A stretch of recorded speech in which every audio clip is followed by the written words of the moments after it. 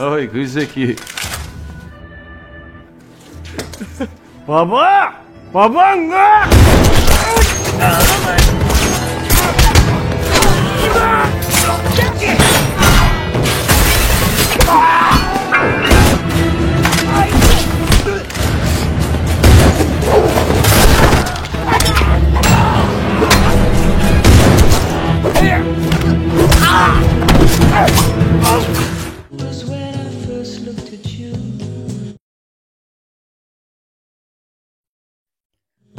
Awal kisah diperlihatkanlah seorang laki-laki yang sedang disekap di sebuah gudang untuk bisa dipintai tebusan. Kemudian mereka semua para berandal itu langsung menghubungi bosnya untuk bisa melakukan perundingan, karena mungkin saja pemuda itu adalah pemuda orang kaya raya. Akan tetapi mereka semua tidak tahu di belakang sana sudah ada banyak sekali keributan dan mereka pun langsung dihajar habis-habisan.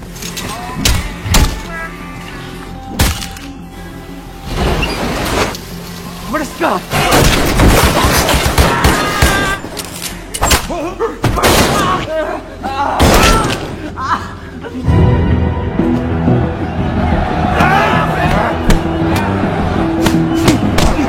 Lalu kemudian di sisi lain kita diperlihatkan seorang pemuda yang baru saja melakukan pertarungan bebas untuk bisa memenuhi nafkahnya di tempat ini. Kisah akan berfokus kepada laki-laki tersebut yang bernama Marco. Dia adalah petarung sejati untuk bisa mengalahkan seluruh musuh-musuhnya dan akan dibayar seorang gangster untuk bisa melakukan pertandingan selanjutnya. Akan tetapi bayan tersebut Marco ingin meminta lebih karena dia sudah bonyok sebonyok-bonyoknya dan dia pun langsung berangkat untuk pulang.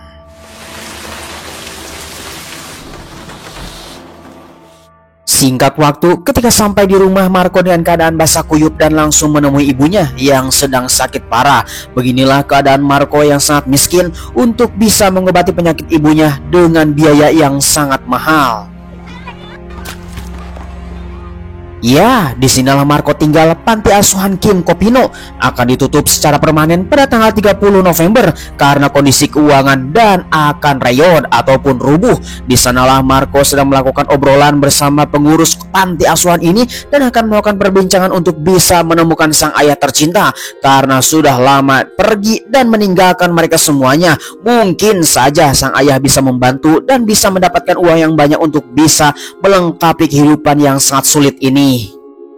Kemudian singkat waktu Marco pun langsung datang ke warteg untuk bisa menemui seseorang yang bernama Jack. Kemudian si Jack pun langsung menawarkan kepada Marco untuk melakukan pekerjaan haram. Di malam hari dia akan membobol toko emas. Di sanalah kita akan mendapatkan harta yang sangat banyak. Maka Marco pun tertarik untuk bisa mendapatkannya. Mereka pun langsung beraksi. Ya, singkat waktu tengah malam telah tiba. Di sana Marco pun langsung diberikan senjata oleh si Jack untuk berjaga-jaga karena malam ini akan melakukan aksinya, yaitu membobol toko emas lewat pintu belakang. Ketika itu Marco sedang melakukan aksinya, tiba-tiba saja para berandal datang dan langsung menyerang.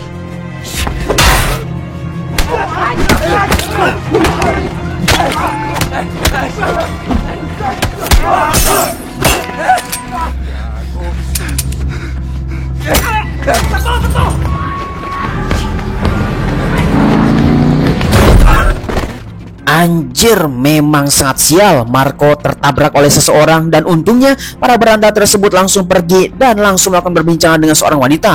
Melihat keadaan Marco langsung bonyok dan langsung membawanya ke dokter untuk melakukan pemeriksaan. Takutnya kenapa-napa, apalagi tempat yang umum dan banyak sekali saksi. Singkat waktu Marco pun telah melakukan pemeriksaan dan langsung ditemui oleh wanita tersebut untuk bisa melakukan perbincangan. Di sanalah Marco hanya bisa diam dan akan pulang saja. Ketika akan pulang, wanita itu langsung memberikan amplop dan di amplop tersebut banyak sekali uang. Maka Marco pun dengan cueknya langsung pulang tanpa melakukan sepatah kata pun karena dia memang butuh uang sekali. Tidak jadi membobol toko emas, untungnya mendapatkan uang tagihan dan langsung pulang saja. Ketika itu dia mendapatkan hubungan ada seseorang yang akan datang ke rumah. Singkat waktu ada seseorang yang akan datang ke rumah Marco. tetapi diselidiki oleh seorang pemuda yang bernama Ju Mingjun. Dia adalah seorang laki-laki yang sangat misterius, entah apa yang akan dia lakukan. Kemudian di sisi lain, Marco yang sedang mengurus ibunya, maka seorang laki-laki tersebut langsung datang dan langsung melakukan perbincangan bersama Marco. Ya, dia adalah Direktur Kim. Ya, dan sedang melakukan bisnis ataupun perbincangannya, mengatakan bahwa sang ayah tercinta ingin bertemu. Dan walaupun bertahun-tahun dia tidak mengatakannya, karena sang ayah hari ini sudah menjadi orang yang sangat kaya sekali, orang terkaya nomor 1 di Seoul. Di sana mereka semua ingin melakukan perbincangan dan akan membawa Marco untuk bisa menemui sang ayah karena dia sedang sakit parah. Dan semua perlengkapan untuk terbangnya langsung diberikan untuk berangkat sekarang juga. Lalu kemudian di sisi lain kita diperlihatkanlah seorang laki-laki yang bernama Direktur Han. Dia adalah pewaris tunggal yang sangat kaya raya sekali yang sedang mengurusi dan membawa Marco ke tempat ini. Tentunya mereka semuanya sedang merindukan sang adik tercinta yang bernama Marco untuk datang ke tempat ini dan menemui sang ayah tercinta yang sedang sakit karena ayahnya pengen bertemu dengan anak bungsunya sekali saja hari ini. Singkat waktu, Marco bersama Direktur Kim pun sudah berangkat. Akan tetapi ada si Juming, laki-laki misterius yang selalu mengikuti mereka semuanya dalam pesawat yang sama. Singkat waktu, mereka semuanya ketika terlelap tidur dan semua para ajudannya pun tidur, maka Marco pun yang sedang kuper lalu saja mengotrak-ngatik film yang ada di dalam pesawat dan langsung ditemui oleh si Juming. Dengan keadaan seperti ini, Juming yang sangat misterius ini langsung melakukan perbincangan bersama Marco. Apakah kamu tidak aneh? Semua visa, paspor, semua perlengkapan untuk terbang sudah disiapkan oleh mereka semuanya.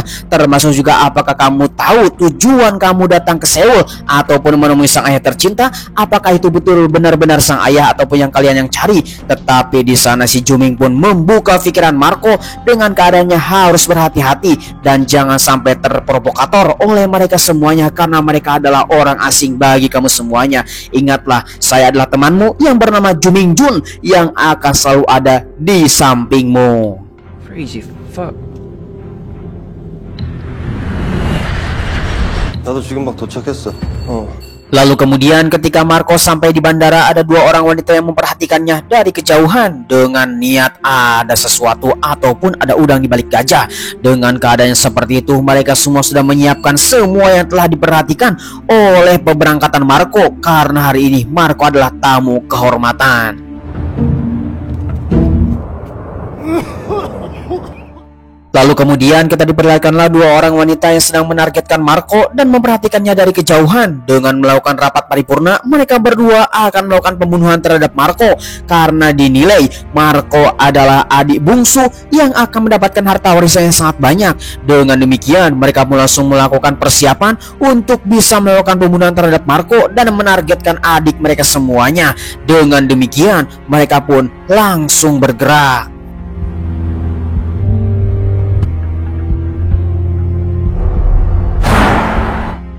Ya, kembali lagi kepada Marco yang sedang melakukan perjalanan untuk menuju rumah ayah tercinta.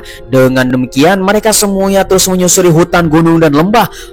Mereka pun langsung saja berpikir apakah Marco akan percaya kepada mereka semuanya. Tetapi di tengah-tengah perbincangan, tiba-tiba saja ada seseorang yang sedang menyalip mobilnya.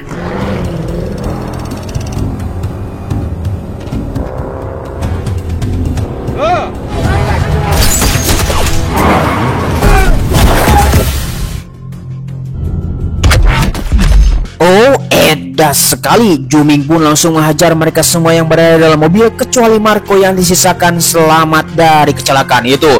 Kemudian maka Marco pun tercengang terhadap apa yang dilakukannya dan melihat di sepi jalan ada seorang yang bernama Juming. Dia adalah seorang laki-laki misterius yang ditemuinya ketika di pesawat dan langsung saja si Juming ini langsung mengatakan jangan kemana-mana karena saya adalah temanmu yang akan menolong dari keadaan yang seperti ini. Tetapi tentunya Marco tidak mempercayai si Juming dan langsung ngabret dari tempat itu. 죽으러 온 거라고. 죽으러 가는 거. 엄마.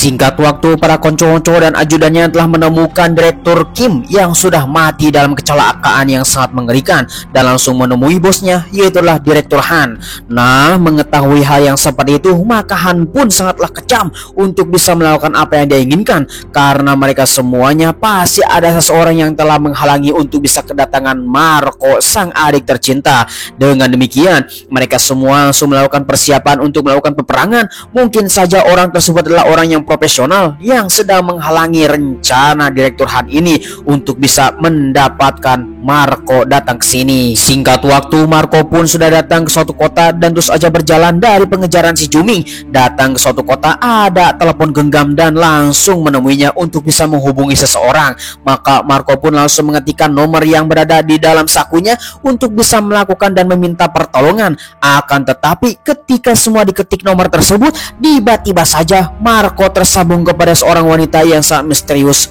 Maka tiba-tiba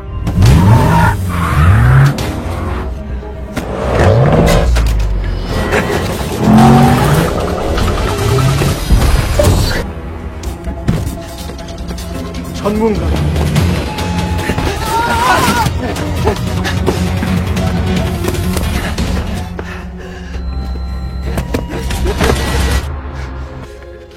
너 이러고 자꾸 비협 조절. 아이 뭐.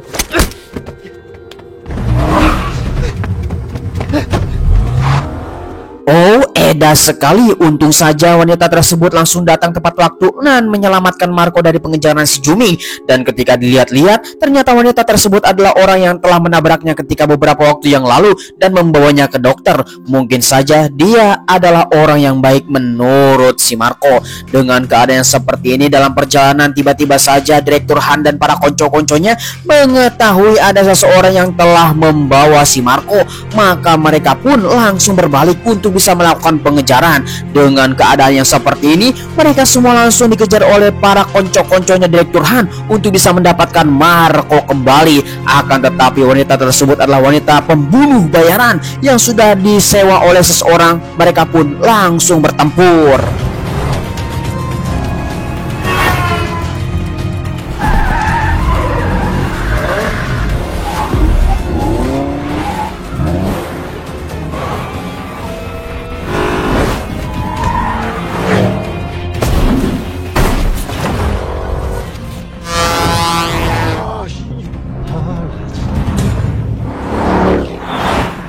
Ya, untung saja Marco bisa berhasil lulus dari pengejaran mereka semuanya dan menepi di tengah hutan. Kemudian wanita itu melakukan perbincangan bersama Marco, mengabarkan bahwa ayahnya adalah orang terkaya nomor 1 di Seoul. Hartanya yang bergelimpangan dan tidak pernah terhitung oleh siapapun, nomor 1 terkaya di Seoul. Kemudian sang ayah hari ini sedang sakit parah dan sakit jantung. Untuk bisa menyelamatkan dirinya, yaitu memerlukan donor jantung oleh seseorang. Maka wanita tersebut langsung mengatakan bahwa sang ayah tercinta ini menginginkan Marco untuk bisa menggantikan jantungnya, dan Marco akan mati pada hari ini juga. Karena demikian, sang ayah tercinta telah memberikan warisan kepada adik tirinya yang telah memberikan plantasi untuk bisa mendapatkan hal yang berbeda dari semua orang untuk bisa mendapatkannya. Tetapi Direktur Han yang sebagai kakak tertua menjadi marah dan ingin mendapatkan Marco untuk bisa menghidupkan ayahnya kembali. Kemudian orang tersebut yang sedang disewa oleh seseorang itu harus membunuh Marco untuk bisa menggagalkan rencana Direktur Han supaya mereka semua mendapatkan bayaran yang sangat mahal. Tetapi dalam perbincangannya, lalu tiba-tiba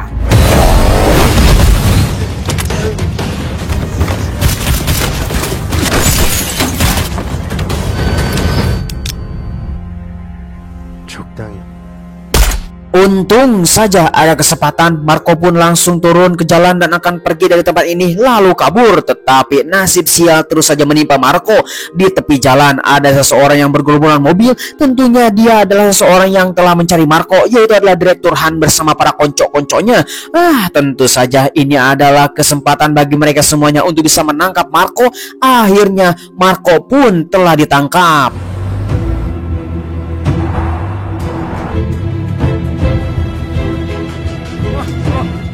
Singkat waktu, mereka semua sudah sampai di rumah kediaman orang tua tercinta. Di sanalah ada seorang wanita yang telah menunggunya. Dia adalah adik tirinya yang bernama si Amoy. Nah, di sanalah mereka semua melakukan perbincangan bahwa yang menang dari uang warisan tersebut adalah kakak tertua yang bernama Direktur Han. Dengan demikian akan menghidupkan ayah kembali dengan menggunakan jantung milik Marco. Dengan keadaan yang sangat kritis, mereka semua melakukan perbincangan untuk bisa menyelamatkan ayah tercinta dan langsung selfie bareng bersama Direktur Han. Akan tetapi Marco tidak tahan dan langsung kabur.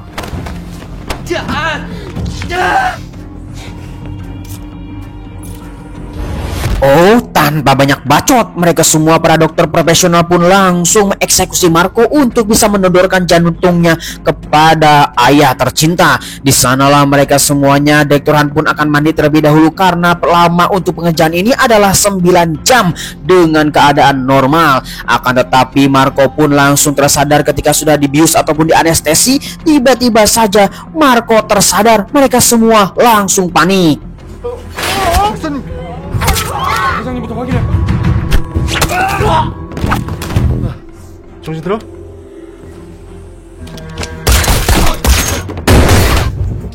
Ya, mendengar kekacauan yang berada di lab, di sanalah mereka semuanya, Direktur Han dan para konco-konconya akan datang menemui orang tersebut.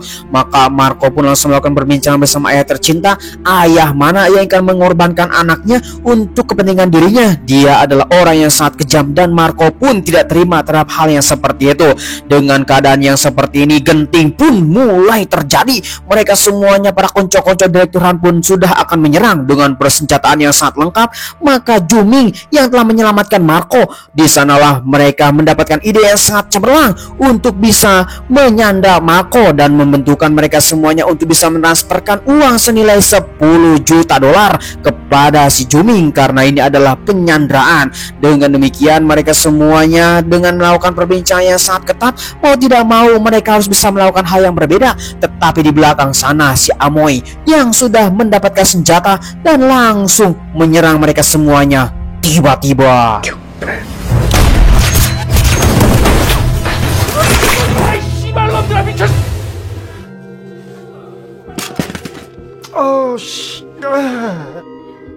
ya, keadaan semakin genting. Di sana mereka semuanya harus bisa menyelamatkan ayah tercinta untuk bisa mendapatkan harta warisan. Maka demikian, Han pun langsung menggerebek mereka berdua di dalam ruangan. Tetapi Juming tidak kehabisan akal dan terus saja menyandra si Marco yang menjadi harta warisannya, yaitu adalah jantung yang harus ditransplantasi kepada sang ayah tercinta. Dengan demikian, maka Juming pun memaksa untuk bisa mentransferkan uang senilai 10 juta dolar kepada dirinya. Keadaan terpaksa ini, maka Han pun langsung menelepon seseorang untuk bisa mentransferkannya segera. Kalau tidak, Marco akan mati dan semua harta warisan akan lenyap.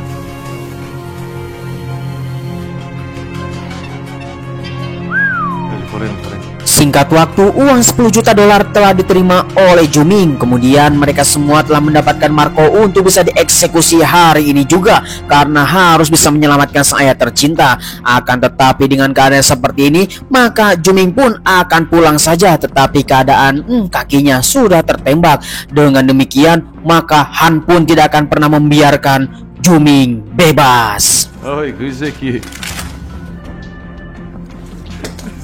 봐봐! 봐봐 응아!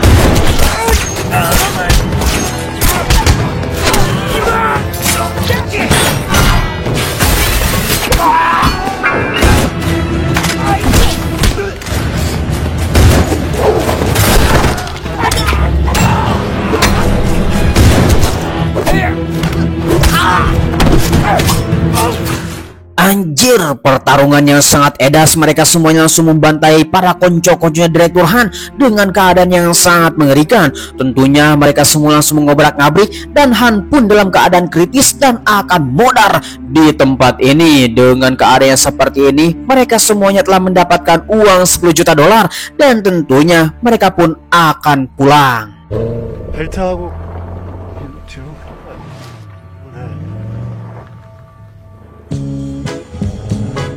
Ya, akhirnya panti asuhan Kopino telah bisa diperbaiki dengan keadaan seperti ini dan proyek pembangunan baru panti asuhan Kopino ini telah dieksekusi oleh mereka semuanya. Maka Marco pun telah mendapatkan uang 10 juta dolar, dan hanya semata-mata ini semua untuk bisa membantu Marco bersama panti asuhan yang lainnya. Kemudian mereka berdua langsung melakukan perbincangan bahwa Juming adalah seorang malaikat yang telah dikirim untuk bisa menyelamatkan panti asuhan tersebut. Mungkin saja caranya sangat ekstrim untuk bisa mendapatkan uang itu. Tentunya mereka semua harus bisa melakukan hal yang berbeda. Disinilah film pun tamat.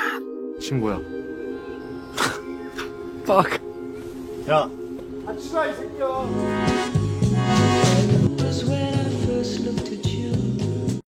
Ya, bagaimana kawan-kawan semuanya, film yang satu ini memang mendebarkan sekali. Kami ucapkan terima kasih bagi kalian semua yang sudah nonton dari awal sampai akhir. Hikmah yang bisa kita ambil dalam perjalanan film ini adalah kehidupan yang nyata memang sangat pedih sekali dari kehidupan yang kita impikan. Tentunya kehidupan ini harus memerlukan perjuangan, di mana perjuangan tersebut harus bisa memerlukan keringat yang sangat banyak sekali. Jika kita semuanya terlena terhadap harta, pastinya kita akan mendapatkan ataupun berbagai cara untuk bisa mendapatkannya. Ingatlah, harta yang dicari sesuai dengan tidak aturannya maka akan sirna ataupun musnah dengan sendirinya. Seperti direktur hanya ingin menginginkan harta dengan menjalankan segala cara untuk bisa mendapatkannya, tentunya dia pun mati kutu dengan keadaan yang sangat mengerikan. Ya, terima kasih bagi kalian semua yang sudah subrek dan nyalakan notifikasinya. Jangan lupa film-film terbaru bersama kami, Kadia GC. Terima kasih. Bye bye.